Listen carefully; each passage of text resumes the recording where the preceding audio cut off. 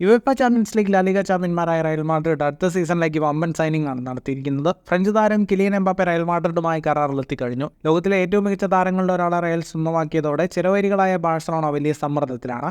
Bellingham, Vinicius, Rodrigo എന്നിവർക്കൊപ്പം Mbappe കൂടെ എത്തുമ്പോൾ റയൽ അതിശക്തരാവും. ഇതുകൊണ്ട് തന്നെ റയലുമായി ഇടിച്ചു നിൽക്കുന്ന ഒരു സ്ക്വാഡ് ഉണ്ടാക്കുക എന്നതാണ് ബാഴ്സ മാനേജ്മെന്റിന്റെ വെല്ലുവിളി. റയലിന്റെ വമ്പൻ താരനിരയെ നേരിടാൻ മാഞ്ചസ്റ്റർ സിറ്റിയുടെ അർജന്റൈൻ സ്ട്രൈക്കർ ജൂലിയൻ അൽവാരസിനെയാണ് ബാഴ്സലോണ നോട്ടമിട്ടിരിക്കുന്നത്. എർലിംഗ് ഹാലൻഡിന്റെ സാന്നിധ്യം കാരണം സിറ്റിയിൽ പ്ലേയിങ് ടൈം കുറയുന്നതിൽ അൽവാരസിന് അതൃപ്തിയുണ്ട്. ഈ സാഹചര്യം മുതലെടുത്ത് അൽവാരസിനെ ക്യാമ്പ് നൗവിൽ എത്തിക്കാനാണ് ബാഴ്സ പ്രസിഡന്റ് യുവാൻ ലപ്പോർട്ടയുടെ നീക്കം. അടുത്ത ബാഴ്സലോണ തെരഞ്ഞെടുപ്പിന് തയ്യാറെടുക്കുന്ന ലപ്പോർട്ടയുടെ പ്രധാന വാഗ്ദാനം അൽവാരസിനെ ടീമിലെത്തിക്കുമെന്നാണ്.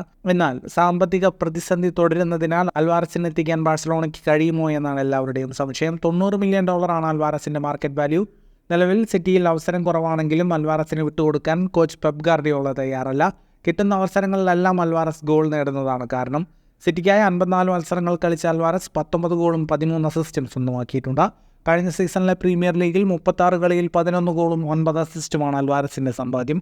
ഫുട്ബോൾ ലോകത്തെ കൂടുതൽ വാർത്തകൾക്കും വിശേഷങ്ങൾക്കുമായി സ്പോർട്സ് കഫേ ഇപ്പോൾ തന്നെ സബ്സ്ക്രൈബ് ചെയ്യുക.